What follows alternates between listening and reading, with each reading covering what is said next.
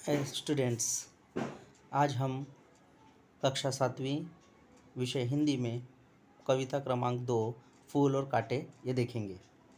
इसमें किस प्रकार कवि ने अपने विभिन्न विभिन्न उदाहरणों द्वारा हमें बताया है कि फूल और कांटे किस तरह विभिन्न होते हैं और किस तरह हम उनको अलग अलग उदाहरणों द्वारा समझ सकते हैं।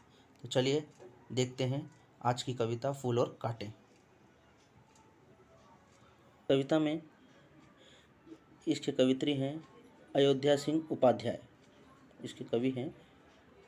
कवि परिचय के विषय में थोड़ा देख लेते हैं, जिससे आपको कवि के विषय में जानकारी मिल जाएगी। अयोध्या सिंह उपाध्याय, उन्हें हरिऔध के नाम से भी उपाधि दी गई है। उनका जन्म 15 अप्रैल 1865 आजमगढ़ उत्तर प्रदेश में हुआ। अयोध्या सिंह उपाध्याय, इनकी मृत्यु 16 मार्च 1947 में हुई। परिचय देखते हैं इनके विषय में। हिंदी के कवि, निबंधकार तथा संपादक थे। उन्होंने हिंदी साहित्य सम्मेलन के सभापति के रूप में कार्य किया। वे सम्मेलन द्वारा विद्यापति की उपाधि से सम्मानित किए गए थे। उन्होंने प्रिय प्रवास नामक खड़ी बोली हिंदी का पहला महाकाव्य लिखा, जिसे मंगला प्रसाद पारितोषक से सम्मानित किया गया। पारितोषक यानी पुरस्कार। इनकी कुछ प्रमुख कृतियां देखते हैं। प्रिय प्रवास, कवि सम्राट, परिजात, रस कलश और अधखिला फूल। तो इस तरह हमने कवि परिचय देखा। अब हम आज की कविता की तरफ बढ़ते हैं। पद्य संबंधी जानकारी। कवि हरिऔध प्रसाद ने प्रस्तुत कविता में स्पष्ट किया है कि मनुष्य विशिष्ट कुल में जन्म लेने से नहीं बल्कि अपने कर्मों से बड़ा बनता है। यानी यहाँ पे उन्होंने समझाया है कि यदि व्यक्ति किसी विशिष्ट कुल में जन्म लेता है, यानी ब्राह्मण के घर में, क्षत्रिय के घर में, वैश्य के घर में या शूद्र के घर में जन्म लेता है, परंतु बड़ा होने के बाद वह उसी धर्मों का अनुपालन करे। यानी जैसे पंडित के घर में कोई बच्चा पैदा हुआ है तो वो सिर्फ बड़ा होकर पंडित ही बन सकता है, लोगों के शादी विवाह करा सकता है, ऐसा होता है? तो ऐसा नहीं है। उन्होंने कहा कि किसी भी जन्म लेने से व्यक्ति अपने कर्मों से बड़ा बनता है। यानी पंडित का लड़का बड़ा होकर वैज्ञानिक, डॉक्टर, इंजीनियर भी बन सकता है, और न केवल कि शूद्र का लड़का लोगों के घर की साफ सफाई करे, बल्कि वह भी बड़ा बनकर किसी भी बड़े ओहदे को छू सकता है। तो इस तरह इस कविता को पंडित अयोध्या सिंह ने, यानी हरिऔध जी ने बताने की कोशिश की है फूल और कांटे के माध्यम से। चलिए आगे बढ़ते हैं।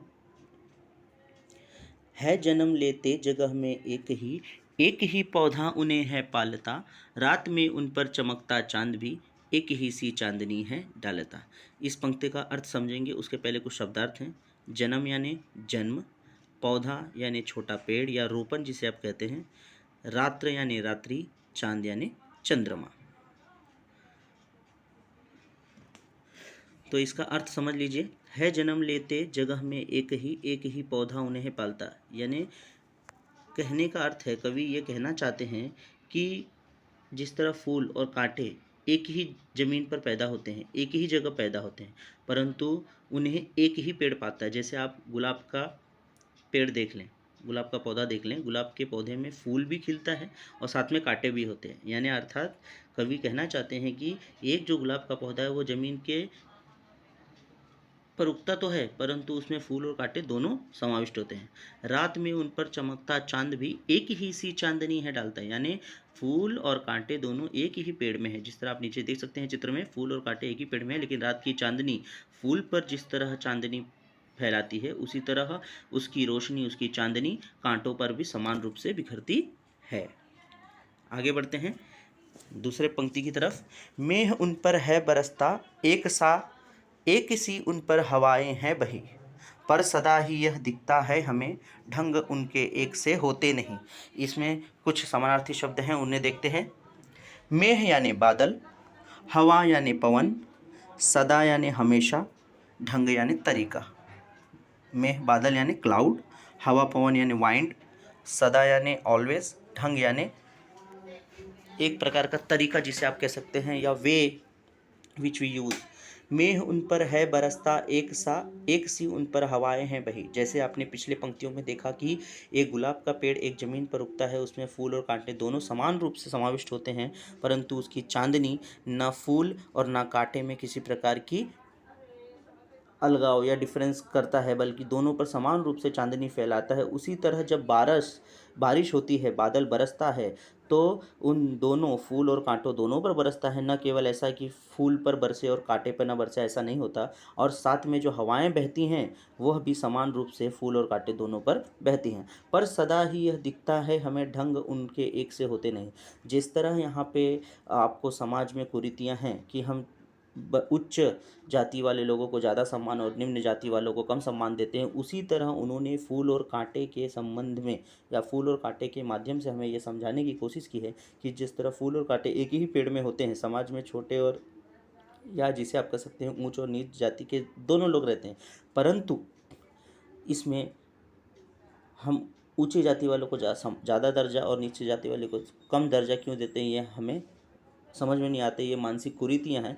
उसी तरह यहाँ पे हरिऔध जी बताना चाहते हैं कि जब पेड़ में फूल और कांटे होते हैं, परंतु हवाएं, बारिश की बूंदें या चांदनी जो दोनों समान रूप से बहती हैं उस पर, परंतु उसमें हमें हमेशा अलगाव दिखाई देता है। जिस तरह की फूल अपनी गंध लोगों को देता है, परंतु कांटा लोगों को चुभन देता है, दर्द देता है, दुख देता है, उन्हें हाथों में चुभने से खून निकाल देता है। समान रूप से उनकी पैदावार हुई है, समान रूप से उनकी परवरिश हुई है फूल और कांटे की, परंतु उनके जो बिहेवियर में होता है, व्यवहार होता है, फूल का अलग होता है और कांटे का अलग होता है। इस तरह पंक्ति में समझाने की कोशिश की गई है। आगे की पंक्तियां देखते हैं। छेद कर कांटा किसी की उंगलियां, फाड़ देता है किसी का वरवसन। प्यार डूबी तितलियों के पर कतर, भौर का है वेद देता श्यामतन। यहाँ पे कुछ समानार्थी शब्द हैं, उन्हें देखेंगे। वर यानी श्रेष्ठ सुंदर, और एक वर का यानी अर्थात होता है दूल्हा, परंतु वो वर होता है, मराठी शब्द में भी वर कहते हैं। वसन यानी वस्त्र, कपड़ा, यूनिफॉर्म। वेदना यानी घायल करना। तन यानी शरीर यानी बॉडी। छेद कर कांटा किसी की उंगलियां, फाड़ देता है किसी का वरवसन। जो कांटा होता है, आप यहाँ देख सकते हैं चित्र में, जो कांटा होता है लोगों की उंगलियों में जब चुभता है तो फाड़ देता है किसी का वरवसन। छेद कर कांटा किसी की उंगलियां, फाड़ देता है किसी का वरवसन, यानी कांटा लोगों की उंगलियों में चुभता है और खून निकल जाता है। कभी कभी हम अगर गुलाब के पेड़ के बगल से या कटीली झाड़ियों के बगल से गुजरते हैं और हमारा उसमें कपड़ा फंस जाता है, तो फाड़ देता है किसी का वरवसन, यानी हमारे वस्त्र भी फट जाते हैं उसमें चुभने से। प्यार डूबी तितलियों के पर कतर, भौर का है वेद देता श्यामतन, यानी कभी कभी जब भौरे, आप देख सकते हैं तितलियां गुलाब के फूलों में बैठकर उनका रस का आनंद लेती, रसास्वादन करती हैं, और भौरा बैठकर उससे फूलों का रंग चूसता है। तो उसी समय जो कांटा होता है वो क्या करता है, तितलियों के पर जो होते हैं, पंख जो होते हैं, उन्हें क्या करता है, कुतर देता है। और साथ ही जो भौरा बैठकर रस का रसास्वादन करता है, यानी फूल के रस का आनंद लेता है, कांटा उनके श्याम तन को यानी शरीर को क्या करता है, भेद देता है, जिससे रक्तस्राव होता है और उनकी मृत्यु हो जाती है। आगे की चौथी पंक्ति देखेंगे।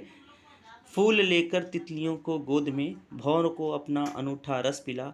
निज सुगंध और निराले रंग से, है सदा देता कली जी की खिला। इसका कुछ अर्थ देखेंगे। भौर यानी भौरा, निज यानी स्वयं, ऑन सेल्फ, सुगंध यानी खुशबू, जी यानी मन। तो इस पंक्तियों की अर्थ को समझते हैं। फूल लेकर तितलियों को गोद में, भौर को अपना अनूठा रस पिला। आप यहाँ देख सकते हैं तितलियाँ और भौरे आराम से फूल की गोद में बैठकर उसको अपना अनूठा रस पीते हैं, उसका रस का आनंद लेते हैं। निज सुगंध और निराले रंग से, है सदा देता कली जी की खिला, यानी जो गुलाब का फूल है वो क्या करता है, निज सुगंध यानी खुद की सुगंध से, और यानी और खुद की सुगंध से और अपने निराले यानी अनूठे या फैबुलस कलर से, उसके जो फूल का कलर होता है वो हमें बहुत पसंदीदा होता है, तो यही कहते हैं हरिऔध जी कि अपने खुद की खुशबू से, अपने खुद के रंग से लोगों की जी की कली खिला देता है। यानी क्या करता है? जी की कली खिलना यानी खुश हो जाना, यानी लोगों को अपने रंग से मोहित कर कर, अपने सुगंध से मोहित कर कर लोगों की जी की कली खिला देता है, यानी लोगों को प्रसन्नचित्त कर देता है, खुश कर देता है। आखिरी पंक्तियों की तरफ बढ़ते हैं। है खटकता एक सबकी आँख में, दूसरा है सोहता सूरशीस पर, किस तरह कुल की बड़ाई काम दे, जो किसी में हो बड़प्पन की कसर। यहाँ पे कुछ अर्थों के शब्दों के अर्थ देखते हैं। सोहना यानी शोभा देना, शीस यानी सिर, कुल यानी परिवार, कसर यानी कमी। है खटकता एक सबकी आँख में, यानी आप देख सकते हैं जो गुलाब होता है उसके जो कांटे लगे होते हैं, वो कांटे सबकी आंखों में क्या करता है? खटकता है, चुभता है। क्योंकि आपको पता है जो कांटा होता है वो लोगों को दर्द देता है, पीड़ा देता है और रक्तस्राव करा देता है, हाथों में से रक्त निकलने लगते हैं, इसलिए वो सबकी आंखों में खटकता है, यानी लोग उसको पसंद नहीं करते हैं। दूसरा है सोहसा सूर शीस पर, यानी कहते हैं जो दूसरा है, यानी फूल की बात की गई है यहाँ। जो फूल होता है वो क्या करता है? लोगों के शीस पर क्या करता है? सुशोभित होता है और लोगों को फूल अपनी बालों में लगाना बहुत ही पसंद आता है। किस तरह कुल की बड़ाई काम दे, जो किसी में हो बड़प्पन की कसर, यानी जो फूल है और जो कांटा है दोनों एक ही पेड़ के हैं, परंतु यह मायने नहीं रखता कि आप किस पेड़ के किस भाग से आते हैं। जिस तरह एक उदाहरण देता हूँ आपको, रावण और विभीषण दोनों एक ही कुल के, एक ही परिवार के दो भाई थे, परंतु रावण की जो गलतियां थी उसको कभी माफ़ नहीं की जा सकती और विभीषण ने जो किया था वह सराहनीय था। इसी तरह कांटे और फूल एक ही पेड़ से पैदा होते हैं, परंतु गुलाब का पेड़ है इसका अर्थात ये नहीं कि हम जिस तरह गुलाब के फूल को प्यार करते हैं या पसंद करते हैं उस तरह कांटे को भी पसंद करें। तो इस तरह विद्यार्थियों हमने अपना चैप्टर देखा है। प्रश्नोत्तर की तरफ बढ़ते हैं। फूल और कांटे। रिक्त स्थानों की पूर्ति करो। रात में उन पर खाली स्थान चांद भी एक ही सी खाली स्थान है डालता है, यानी रात में उन पर चमकता चांद भी एक ही सी चांदनी है डालता। दूसरा है प्यार डूबी तितलियों के खाली स्थान कतर, भौर का है वेद देता खाली स्थान तर। तो यहाँ पे पंक्तियाँ देखेंगे, प्यार डूबी तितलियों के पर कतर यानी पंख कतर, भौर का है वेद देता श्यामतन। आगे बढ़ते हैं प्रश्नोत्तर की तरफ। एक वाक्य में उत्तर लिखो।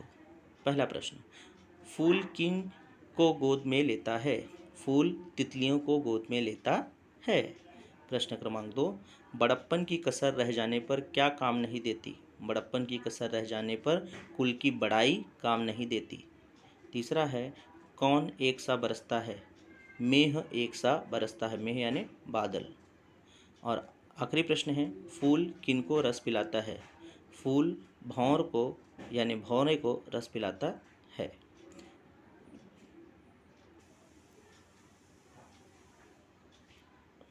इस तरह हमने फूल और कांटे इस पाठ को, इस कविता को पढ़ा और समझा। मैं उम्मीद करता हूँ आप सभी को यह समझ में आया होगा और आप सभी व्यूवर्स से यही रिक्वेस्ट है कि प्लीज़ और अधिक वीडियो को देखने के लिए और नए नोटिफिकेशन जानने के लिए प्लीज़ चैनल को सब्सक्राइब करें और बेल आइकॉन को दबा दें। और अगर वीडियो पसंद आए तो लाइक का बटन दबाएं। Thank you.